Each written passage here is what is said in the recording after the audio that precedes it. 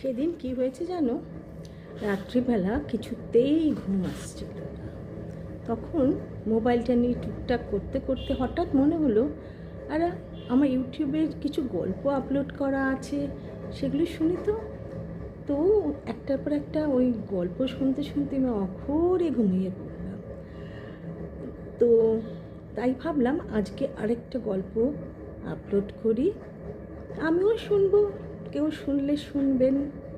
গল্পের নাম আঙুল। এটা আমার লেখা বই, গল্পের ঝুড়ি থেকে নেওয়া। আঙুল। সিগারেটে একটা গভীর টান দিয়ে হিমাদ্রি ঘরের লাইটটা নিভিয়ে ইজি চেয়ারে মাথাটি হেলান দিয়ে বসল। ইউটিউবে একটা ভায়োলিন আর পিয়ানোর যুগলবন্দি চালিয়ে দিল। চোখটা বন্ধ করে মাথাটা পিছনে এলিয়ে ডুবে গেল সুরের সাগরে। ভীষণ হালকা লাগছে নিজেকে, কেমন যেন একটা জালের মধ্যে জড়িয়ে পড়েছিল।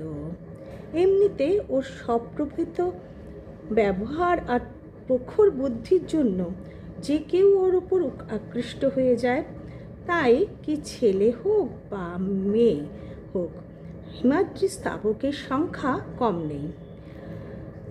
আর এটাও বেশ তাড়িয়ে তাড়িয়ে উপভোগ করে। একটা নির্দিষ্ট সীমার পর ও বিশেষ কাউকে সেই সীমা অতিক্রম করতে দেয় না। কিন্তু নন্দিতার সাথে যখন পরিচয় হলো, সেদিন থেকে ও যেন কেমন ঘোরের মধ্যে চলছিল।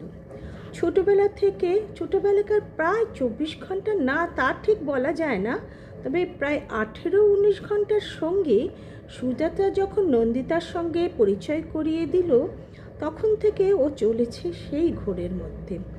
নন্দিতা সুজাতার বয়ফ্রেন্ড অমিতের বোন, যে হিমাদ্রি নিজের ইচ্ছার বিরুদ্ধে কিছু করার কথা ভাবতেই পারত না, সে নন্দিতার সব কথাতেই সায় দিতে শুরু করেছিল। তা হিমাদ্রি মনের মতো হোক আর না হোক, কেমন যেন ও নন্দিতার ইচ্ছার দাস হয়ে যাচ্ছিল। সবসময় মনে হতো, যদি নন্দিতা বিরক্ত হয়, নিজের অস্তিত্বই যেন বিপন্ন হয়ে যাচ্ছিল। এই জন্যেই ও এতদিন কারোকে একটা সীমা অতিক্রম করতে দিত না। একদিন তো নন্দিতাকেও বলেই দিয়েছিল, নন্দিতা প্লিজ এমন কিছু বলো না যাতে আমি তোমাতে বশ হয়ে যাই। কিন্তু তারপরেও নন্দিতার কোনো হিলদোল নেই, একইভাবে ওকে আষ্টে পৃষ্ঠে জড়িয়ে ধরেছিল। আর হিমাদ্রি আর না পেরে নন্দিতার ফোনে যে মত প্রকাশ করেছিল, তা পুরো